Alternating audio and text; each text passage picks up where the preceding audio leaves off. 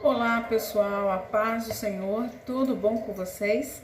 Estou passando aqui para trazer mais um texto, né, daqueles que a gente sempre tem em vista com relação ao debate da homossexualidade. Os textos em visão hoje será Levítico capítulo 18, versículo 22 e Levítico capítulo 20, versículo 13. Já quero deixar aqui dito que nós não conseguiremos esgotar todas as informações e também não estou aqui para fazer você acreditar no que eu acredito, mas é uma forma de nós estarmos cada vez mais ampliando a nossa visão sobre determinados assuntos. Tá? O texto diz o seguinte, Levítico 18, 22, como um homem não te deitarás como se fosse mulher, abominação é. O 20:13 diz, como também um homem não se deitará com outro homem como mulher. Ambos fizeram abominação, certamente morrerão e o seu sangue cairá sobre eles. Para nós iniciarmos, aqui seria o primeiro texto, de fato, que fala dessa relação, né, entre homens. Porque Sodoma, a gente já, lá no capítulo 19 de Gênesis, a gente já leu e já viu que cada aspecto daquele texto nos deixa muito à vontade para ver que é um texto que não tem nada a ver com a homossexualidade, refletindo também os profetas que falam sobre a cidade de Sodoma. Falamos de Ezequiel, Jeremias e tudo que o próprio Jesus, inclusive, falou sobre essa mesma cidade, né? Contextualizando tudo isso, a gente tem que lembrar que para os hebreus era muito importante a procriação. E o sêmen continha toda a força ou toda a existência da vida. E esse não podia ser desprezado em hipótese alguma. Precisava ser feito para a procriação. Qualquer relação sexual deveria ter a proposta de aquilo que está escrito lá em Gênesis, quando Deus deu a ordem. Deveria procriar, deveria ter filhos. Então não podia de jeito nenhum ser desprezado essa bênção que era o sêmen. Lembrando que não havia nenhuma informação sobre o aparelho produtivo feminino, assim sendo a mulher apenas um invólucro, um local onde depositava-se o sêmen e ali a criança era gerada. Então, a capacidade de gerar filhos estava toda focada no homem. Existe um texto em Gênesis 38, e assim a gente está usando uma forma da hermenêutica maravilhosa, que é contextualizando, né, vendo a Bíblia como um todo. Gênesis 38, do 1 ao 11, e especificamente os versículos de número 7 ao 9, que fala sobre a família de Jacó, e especialmente o filho chamado Judá, que um dos seus filhos mais velhos tomou uma mulher cananeia chamada Sua, e esse menino morreu. Então seu irmão, Omã, deveria substituí-lo e fazer com que essa mulher pudesse ter filhos, né, para suscitar a descendência de seu irmão. Mas ele não gostou dessa ideia, não achou interessante que ele pudesse ter filhos, né, e esses filhos não serem seus. Então ele tomou uma atitude radical. Ele tinha relações com a mulher conforme a ordem, mas na hora de ejacular, ele então interrompia o coito e ejaculava o sêmen no chão. Assim a Bíblia diz que Deus odiava aquele ato, então ele foi morto também. Então, assim como o coito é interrompido, a masturbação masculina é vista como um aborto, né? Para os judeus era visto como um assassinato, né? Então, nós vemos aqui algo muito importante que não podemos negar, né? É importante compreender que cada tribo naquela época precisava ter muitas pessoas. Então, eles precisavam procriar, a terra precisava ser povoada. Isso é muito diferente da atualidade que nós vivemos, onde nós estamos aí muito povoados e corremos riscos de muitas coisas devido à grande população que o mundo já tem, né? Algo importante para não podermos perder o pensamento é que até hoje, entre os judeus, os meninos e os homens não podem muitas vezes dormir sozinhos. É importante que eles estejam protegidos. Você sabe que para os judeus, a primeira mulher não foi Eva, a primeira mulher foi Lilith, que é essa entidade, né, sexual, feminina, essa entidade ruim, né, essa presença do mal, o que a gente chama de diabo, né, para ele seria essa força, né. E O que acontece muitas vezes é esse libido do homem muito alto, e poderia ser que os meninos, né, derramassem o sêmen. Como fazer isso? Através da masturbação. Então, para eles é muito sério esse assunto, e os meninos não podem perder de maneira nenhuma o sêmen, que é algo tão especial para eles, tá? Além disso, o texto fala sobre um homem que age sexualmente como se fosse mulher, ou seja, o passivo, né? O texto é muito claro, deitar-se como se fosse mulher, né? E aí você vê que isso compromete toda a dignidade masculina, não só a dignidade dele, mas como a dignidade de todos os homens que aqui se relacionam, né? Então o patriarcalismo judeu não deixaria isso acontecer de forma fácil, né? Então, para eles, a mulher já que não tinha esse valor na sociedade, o homem jamais poderia se igualar, né? Então, para eles era um rebaixamento, né? Como se o homem estivesse perdendo aí seu posicionamento. Uma vez, né, essa proibição também deixa de lado a relação das mulheres, porque não fazia diferença, já que é o sêmen que tem poder de vida. Se as mulheres tivessem relação entre elas, isso não faria diferença alguma, tá? Uma observação interessante eu encontrei no manual bíblico, né, dos usos e costumes dos tempos bíblicos da CPAD, especificamente na página 46, que refere-se aos costumes das mulheres, né? E um dos costumes da mulher era o trabalho da mulher transportar água, né? Então, um homem fazendo esse trabalho, ele seria imediatamente reconhecido em qualquer lugar, né? Não podia o homem fazer nenhuma função que era de mulher, muito mais se deitar com outro homem como se fosse mulher, né? Então, um texto bem interessante do Novo Testamento está lá em Lucas 22, versículo 8 até o 12, quando Jesus manda quando Jesus manda Pedro para resolver, né? Pedro pergunta: onde vamos fazer a nossa Páscoa? E o Senhor disse: olha, vocês vão procurar na cidade um homem que está com cântaro, né? E é tão interessante porque é um texto que muitas vezes passa desapercebido na nossa imagem, né? Mas a gente percebe aí que os discípulos encontraram aquele homem justamente porque ele estava com cântaro. E não era função de homem carregar água. Então, especificamente, Jesus aí está rompendo, né, com a tradição e dizendo que vocês vão encontrar facilmente uma pessoa que vai preparar a ceia com vocês e ele vai estar fazendo função de mulher. Então, até hoje isso é muito sério, né? E entre os ortodoxos, então, e é bem importante que a gente saiba entender as culturas, entender que para algumas pessoas são coisas muito fortes o fato de carregar um cântaro de água, né? E aí foi como os discípulos descobriram que aquele homem tinha um lugar preparado, o cenáculo, para poder fazer a ceia do Senhor. Isso é importante falar? É importante porque a gente percebe que dentro do processo cultural e do processo que Jesus estava explicando, ele mostrava ali que existia uma tradição, que o homem não podia fazer ações de mulher, mas para facilitar o encontro daquele homem, ele estava fazendo uma ação feminina, né? Aí mostra mais uma vez que o nosso Jesus, ele é tão incrível, que ele transcende a cultura, e ele está pouco se lixando se você faz trabalho de mulher ou trabalho de homem. Na verdade, ele está mais preocupado se você realmente teme a Deus e o serve de todo o coração, tá? Quis trazer essa observação porque eu estava lendo esse manual e achei muito relevante falar sobre, já que a gente está falando de cultura, né? Está falando de uma coisa tão distante da nossa realidade. Então, é muito difícil, a gente precisa não ter a gente não precisa selecionar os textos, né, de forma seletiva, utilizando apenas versículos fechados, isolados. Isso até viola a regra do que a gente chama de contextualização, gente. A gente precisa estar contextualizando as coisas para que a gente não se perca, tá?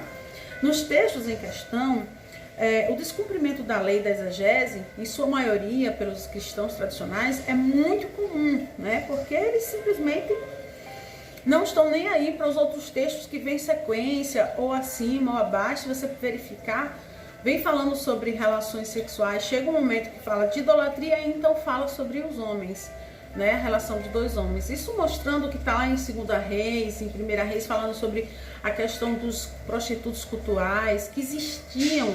E o que mais Deus queria é que o povo dele não parecesse com os cananeus. Isso era o que mais Deus pedia para eles, que eles não fizessem as práticas dos cananeus, nem dos egípcios de onde eles tinham saído, né?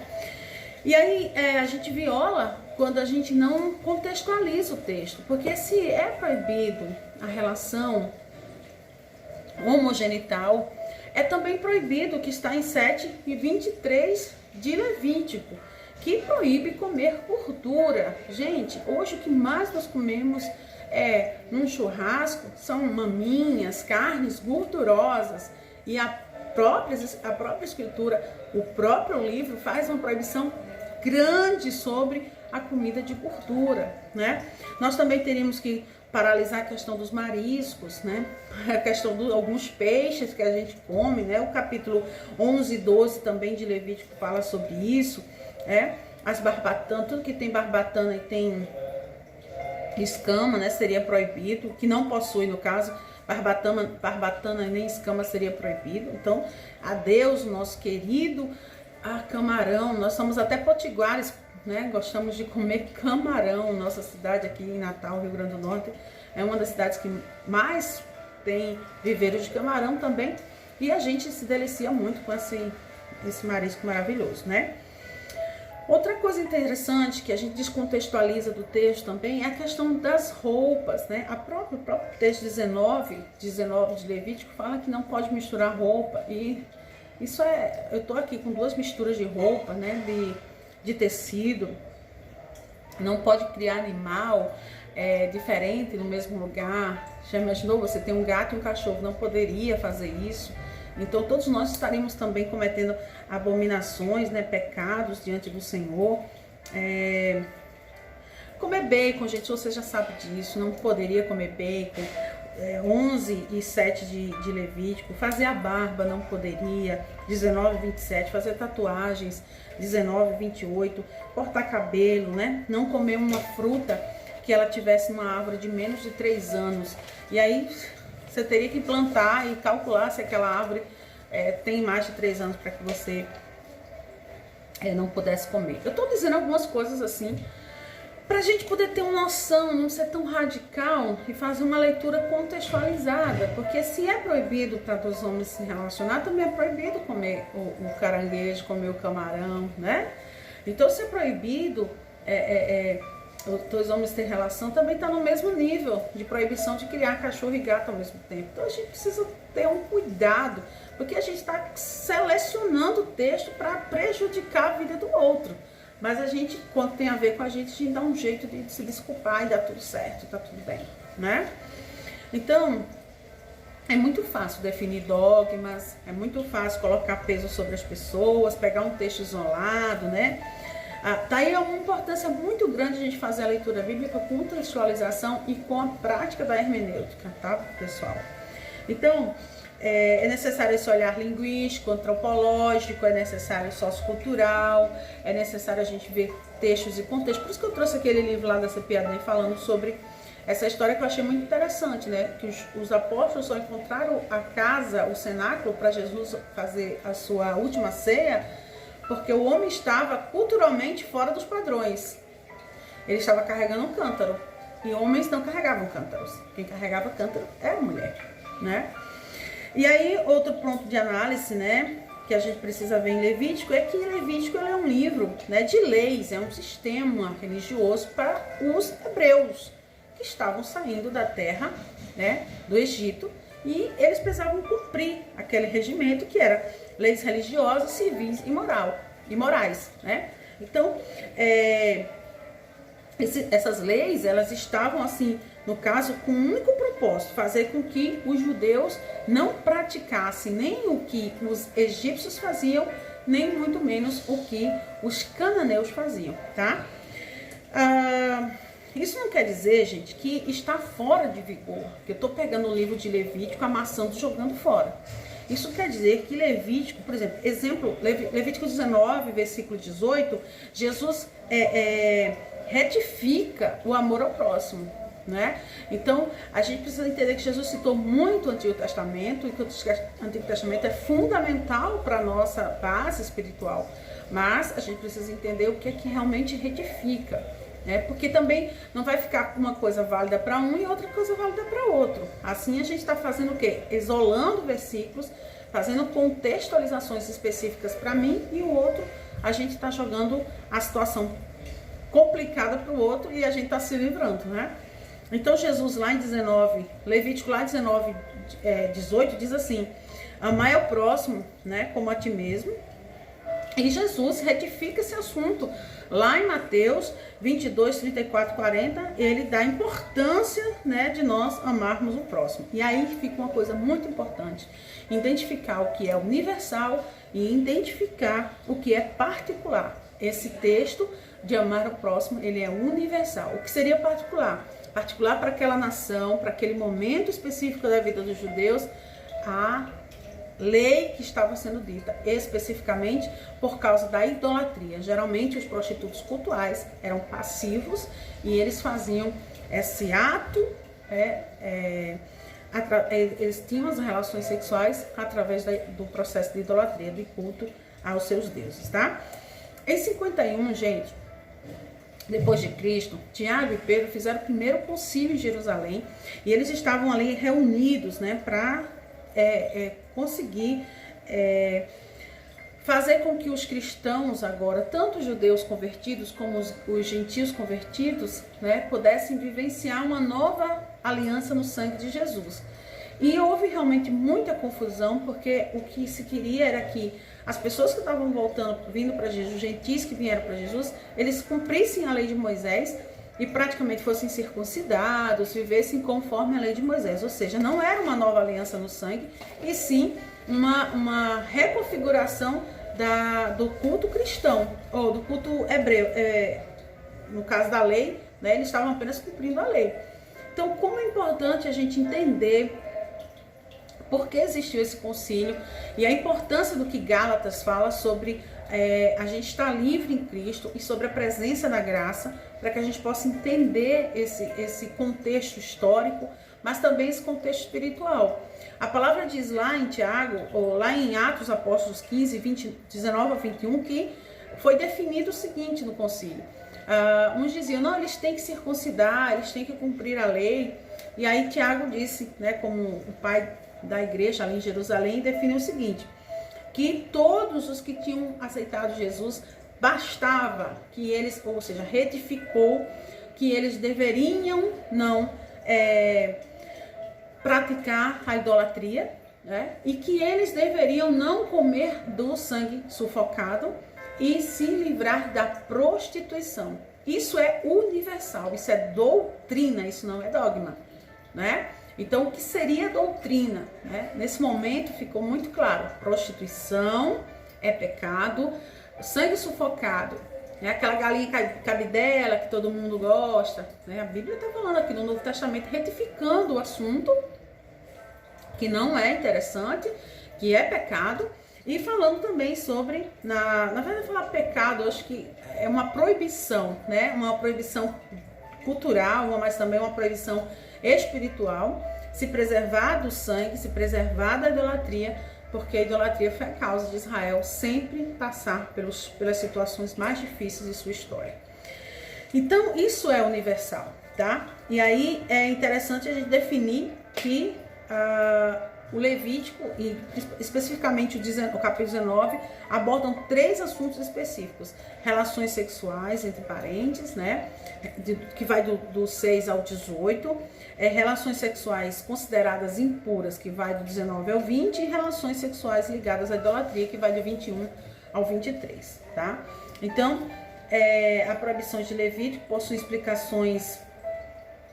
implicações, né, no que a gente chama de leis religiosas, morais de Moisés, e é uma performance pesada para que eles não pudessem estar muito conforme aquele mundo ali que existia. Deus queria que fosse uma nação separada, santa.